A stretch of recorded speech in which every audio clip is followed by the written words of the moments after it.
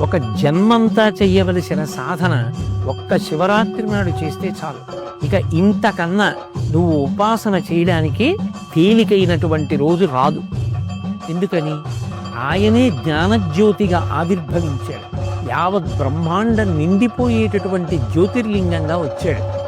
ఈ రోజున ఎవరు నన్ను ఉపాసన చేస్తారో, ఎవరు జాగరణ చేస్తారో వాళ్ళని నేను అనుగ్రహిస్తానన్నాడు.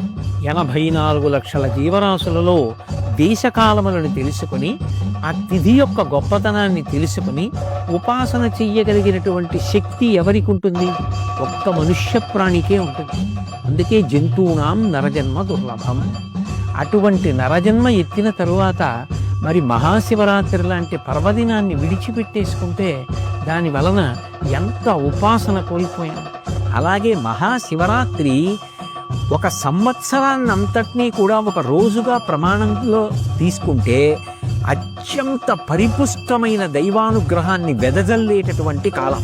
ఎవరెవరి శక్తిని అనుసరించి ఏం చేస్తారో దాన్ని ఈశ్వరుడు పూర్ణత్వాన్నిచ్చి అనుగ్రహించేటటువంటి కాలం. అంత గొప్ప కాలం కాబట్టి ఆ కాలాన్ని దుర్వినియోగం చేసుకోకుండా ఎవరు శివానుగ్రహం పొందడానికి ప్రయత్నిస్తారో వాళ్ళందరూ